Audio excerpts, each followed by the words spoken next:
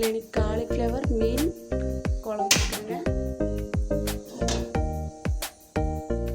இங்கே பாருங்க, காலிஃப்ளவர் எப்படி கட் பண்ணி எடுத்தாச்சுங்க. இது நல்லா கழுவி எண்ணெயில் வணக்க போகிறேங்க. வடசட்டி சூடாகிடுச்சுங்க.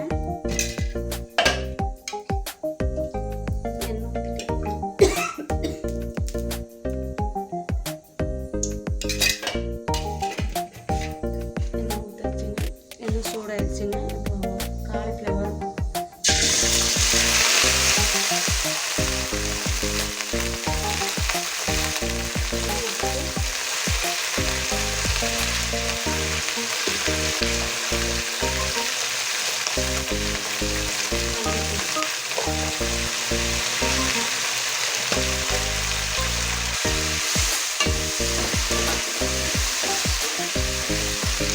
பச்சை வாசம் போகிற வரைக்கும் நல்லா வதக்கிங்க. மூடி வச்சுருங்க. ஸ்டோவ் மீடியம் பண்ணிக்கோங்க. மசாலாவுக்கு 2 பெரிய வெங்காயம் எடுத்துக்கோங்க, 2 பிரியாணி தலை எடுத்துக்கோங்க, இஞ்சி கொஞ்சம் எடுத்துக்கோங்க, பூண்டு ஒரு 10 பல் பூண்டு எடுத்துக்கோங்க.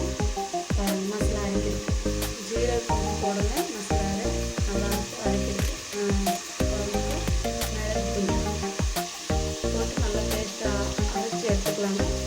இது காலிஃப்ளவர் நல்லா வெந்துடுச்சுங்க. இன்னும் நல்லா வதக்குங்க. இது பேஸ்ட்டாக அரைச்சி எடுத்துக்கோங்க. பாருங்கள், அரைச்சிடுச்சுங்க. நான் போடுறது மட்டும் தான் போடுவீங்க, மீதி எதுவுமே போடக்கூடாதுங்க.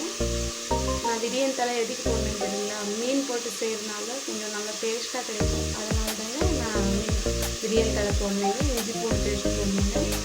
இது பாருங்கள், நம்ம காய் நல்லா வெந்துடுச்சுங்க. பச்சை வாசம் போயிடுச்சுங்க. இந்த குழம்புல போட்டு நல்லா வெந்துடுங்க.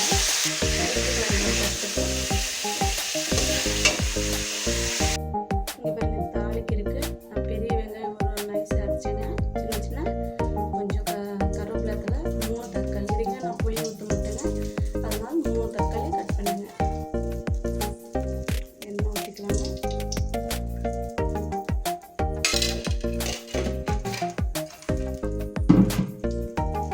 கடுகு ஜீரகம் எதுவுமே போட வேண்டாங்க. நான் ஆல்ரெடி ஜீரகம் போட்டேங்க. ஜீரகம் போட்டுட்டு குழம்பாங்கன்னா சூப்பர் டேஸ்ட்டாக இருக்குங்க. வெறும் வெங்காயம் மட்டும் பண்ணிக்கலாம்.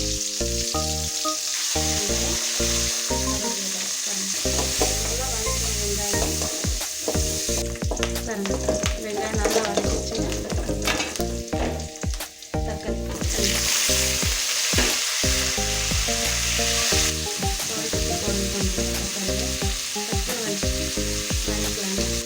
தக்காளி நல்லா வதக்கிச்சு. இதுக்கப்புறம் நம்ம மசாலா போட்டுக்கோங்க. மசாலா நல்லா வதக்குங்க.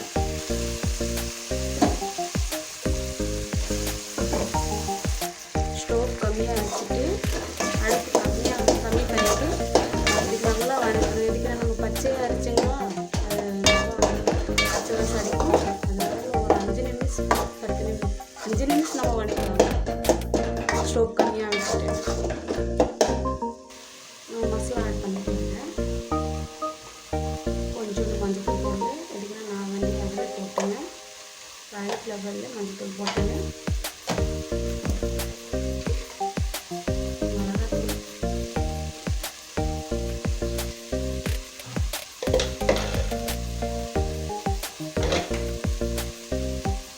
மல்லி,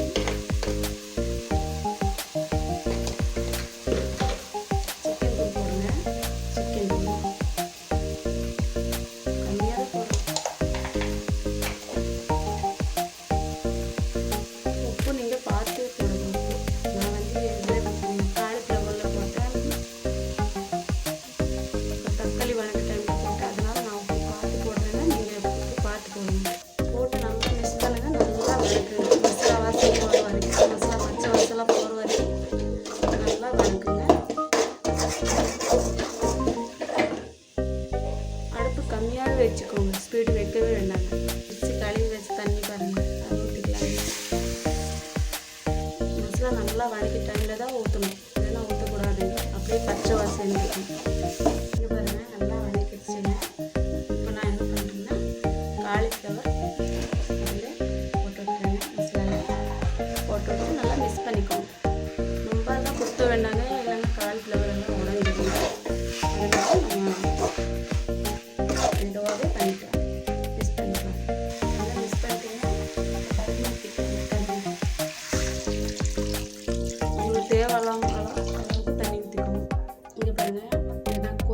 வெந்துச்சுன்னா அதுக்கப்புறம் தான் நான் மீன் போடுவேன். இது எப்போது மீன் தெரியுங்களா? நான் ஞாயிற்றுக்கிழமை வாங்கிட்டு வந்த மீன் பொரித்து ஃப்ரிட்ஜில் வச்சுட்டேங்க. எண்ணெயில் பொரித்து லேசாக பொரித்து ஃப்ரிட்ஜில் வச்சனால அது கெடாமல் அப்படியே இருக்குங்க.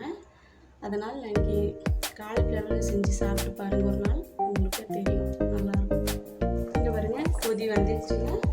அந்த மீன் போட்டுட்டேங்க. மீன்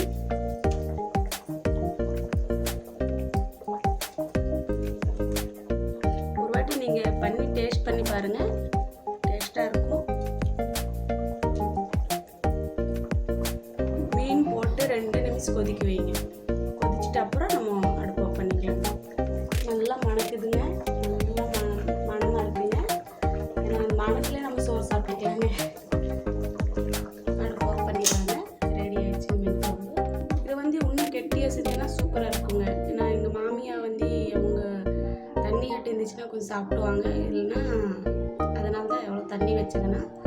உங்களுக்கு வேணால் கெட்டியாக பண்ணிக்கலாங்க.